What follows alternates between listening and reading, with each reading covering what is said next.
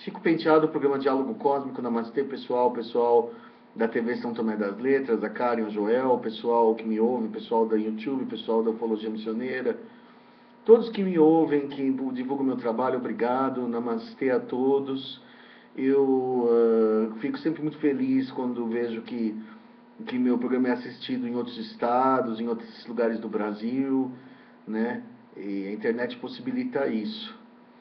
Bom, eu estou fazendo esse programa porque a gente tem uma novidade interessante na ufologia, não é tão novidade, aconteceu uns 10 dias atrás, uns 20 dias atrás, e foi uma coisa que eu considero avistamento de grande porte, né?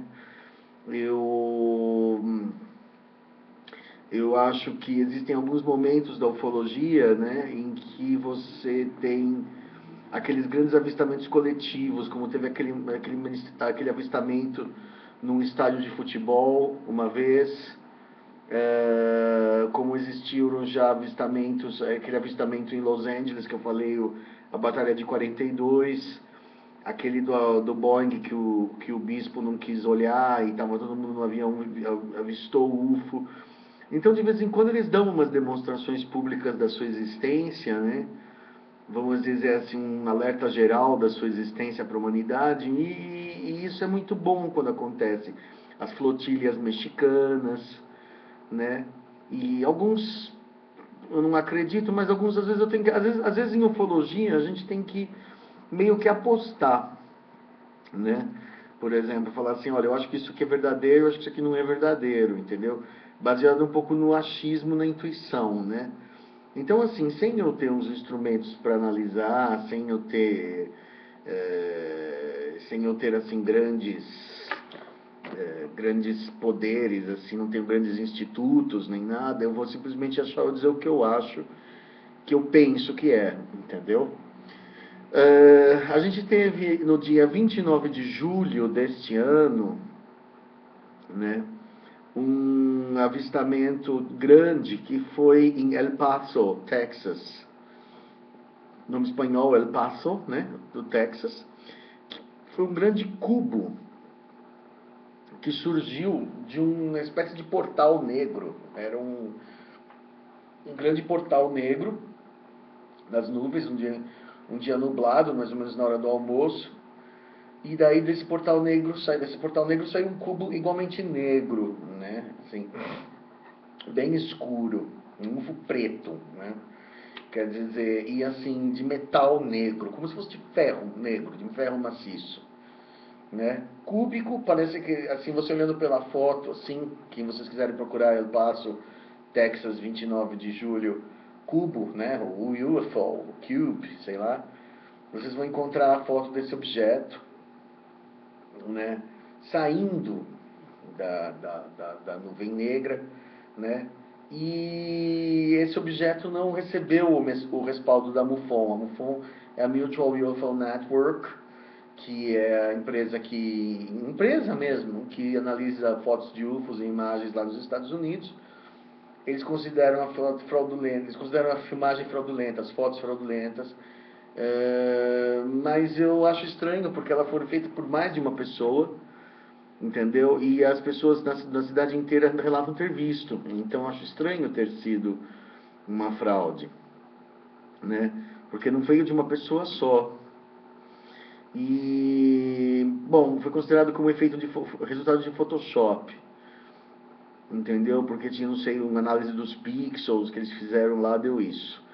Uma outra visão cética do assunto era que, essa mais doida ainda, é de que o tal cubo seria um vagão de trem arrebatado pelo vento, né? Você sabe que os Estados Unidos tem muitos tufões, furacões, twisters, né? E que o furacão teria arrebatado o veículo, né? O vagão e jogado lá no céu. Então no alto do céu estava lá o vagão. O vagão fica suspenso lá em cima no vento, né? E por ficar ali por 10, 15, 20 minutos parado, não cair nada, é muito mais louco. Mesmo que vamos dizer que o vento consiga, o vento tem terra-força para fazer isso, né? Mas assim, ficar ali e não cair, ficar ali parado, voando, né? Flutuando, é muito mais louco do que você admitir que é um UFO ou que é um balão, um Photoshop. Se você for dar uma explicação cética para isso, talvez algumas outras pessoas tenham analisado e percebido que não é Photoshop e vieram com essa história mais esdrúxula, né? Às vezes, eu me lembro que tinha aquele desenho Scooby-Doo, né? Que às vezes o cara dava uma explicação no fim do desenho, o Salsicha dava uma explicação no fim do desenho, que era mais estranha do que o desenho, entendeu? Tinha um fantasma, mas era não sei quem, que ficava atrás de uma porta, que não sei o quê.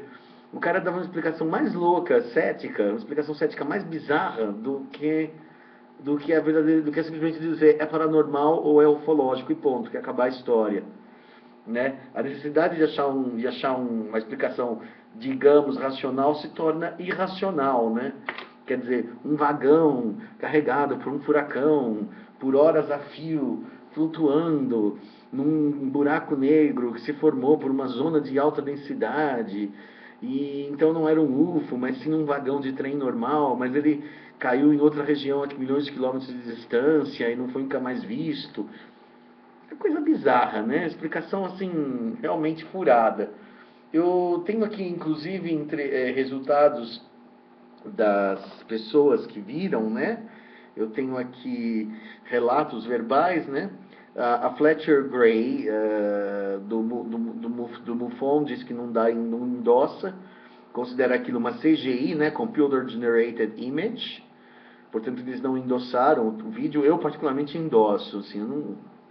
É como aquelas luzes sobre Jerusalém, né? Tem gente que acredita, tem gente que não acredita. Aquela eu não acredito muito, aquilo eu acho fácil de fazer. Mas o cubo está realmente impressionante. E essa coisa de UFO negro, UFO totalmente negro, né? Sólido, negro, escuro, opaco, né? Parecendo uma lata de metal preta, de ferro. Eu já ouvi histórias desse tipo lá em Piracicaba. Inclusive o Antônio Carrel, que é um pesquisador que tem lá, ele me falou que há muitos anos atrás ele viu um UFO desses, que parecia uma grande... Não parecia uma lata, parecia um tetraedro, uma coisa assim, um trapézio, né, negro no céu, em cima da serra, parado, né? E que ele calculou pelas dimensões, comparando com a serra, como tendo 2, 3 quilômetros de extensão e voando baixo, pairando sobre a serra baixinho, entendeu? Tipo 5 horas da manhã. Ele ficou muito impressionado com isso daí, foi um dos eventos mais estranhos.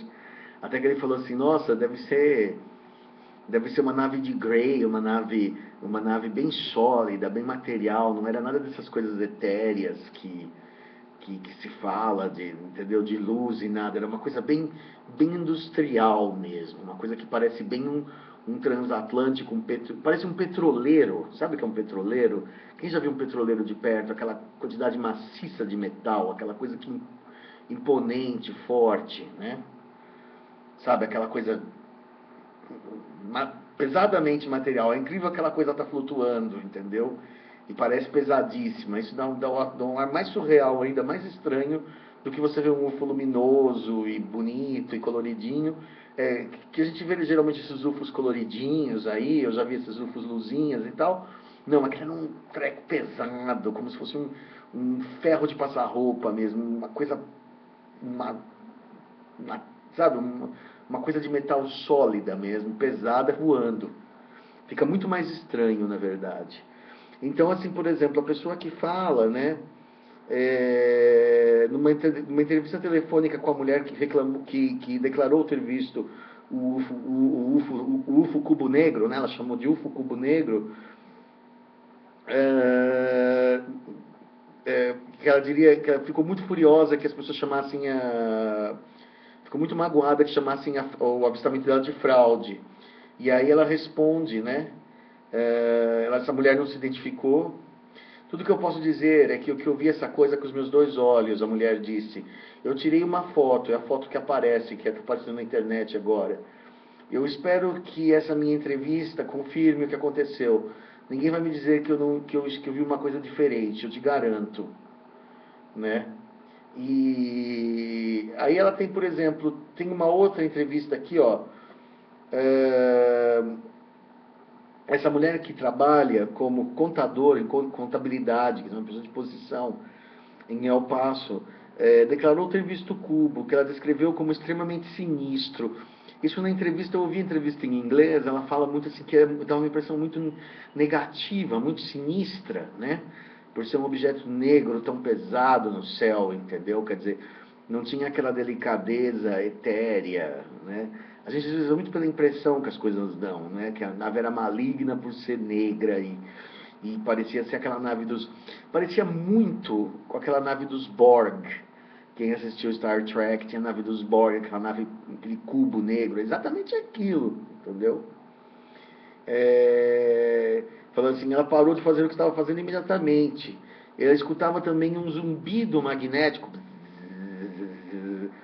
que emanava daquela coisa, e isso era muito mais assustador. Quer dizer, isso também é uma coisa que também é muito comumente relatado em ufologia, que é a sensação de que um objeto, ou mesmo um ET, emana uma vibração parecida com o transformador. Quando você chega perto de um transformador, principalmente quando o transformador está com defeito, ele começa a fazer aquele barulho assim. E parece que o ET ou a nave emana isso. Isso é uma coisa muito engraçada. Tá? Eu não saberia explicar por quê que eles têm esse campo, talvez seja o campo de força, ou entendeu? Ou mesmo a vibração deles é de uma dimensão mais intensa, então forma isso, mas realmente essa sensação de que tem um zunido de aparelho elétrico. Quando você liga o teu no breaker, quando você liga o transformador e ele começa a fazer aquele barulhinho, né? Aquelas coisas, essas naves comumente têm esse barulho quando você chega bem perto, quando elas estão bem próximas, né? Às vezes à distância você não ouve nada, mas quando elas estão realmente a uns poucos metros, nesse caso não estava no alto do céu, mesmo assim causava essa sensação. Né? Uma outra testemunha foi um homem que saiu do seu escritório à 1 da tarde para o almoço, quer dizer, então indica que foi à 1 da tarde, começou a ver um vento forte soprando e percebeu que havia nuvens em rodemoinho, quer dizer, como se fosse um furacão, e que se tornaram negras, negríssimas, jet black, né? Quer dizer assim, totalmente pretas, né? Não é escuro cinza, preto, preto, preto, preto, como nanquim, né? E aí ele tirou fotos também com o celular dele. Quer dizer, são duas pessoas que tiraram fotos em lugares diferentes, né? Aconteceu no dia 29. Para mim, tem a grandeza igual às luzes de Fênix. Quem lembra das luzes de Fênix? Que elas aconteceram no dia 13 de março, aliás, é o dia do meu aniversário, foi exatamente no dia do meu aniversário, 13 de março de 97. Né? Curiosamente, é o ano que eu voltei para o Brasil, eu morava na Holanda. 13 de março de 97, não foi nesse dia que eu voltei para o Brasil, voltei uns meses depois. Eu encontrei essas Phoenix Lights, ficaram muito famosas, são luzes que acendiam e apagavam sobre Phoenix, né? Lá nos Estados Unidos. E essas Phoenix Lights são consideradas verdadeiras, inclusive fizeram um filme sobre as Phoenix Lights, né? Um filme ridículo, péssimo, de monstrinho, de ET que mata a gente, que come carne humana, porcaria, filme, bem ruim. Um filme assim eu peguei, passei acho que eu levei 10 minutos tentando assistir, passando assim, né? Assim, não dá pra ver isso. Muito pior do que o Contato do Quarto Grau, ou outros filmes de ufologia que acabam enveredando pro terror. Esse ficou pior ainda. Esse da Phoenix Lights, que na verdade foi um evento totalmente pacífico, entendeu? Uma demonstração da vida extraterrestre totalmente de boa, sem nenhum terror, né? Então, assim, não teve nenhum problema. Agora, por exemplo, essa do cubo também não causou mal nenhum a ninguém. A única coisa é que a aparência dela é estranha, né? Essa coisa do UFO negro. Porque, assim, o UFO negro, é muito curioso isso daí. Esse UFO negro que as pessoas veem de dia, de manhã ou de tarde, e vem como um objeto totalmente negro, que não é prateado, não é UFO metálico aluminizado. Tem muito UFO cor de alumínio.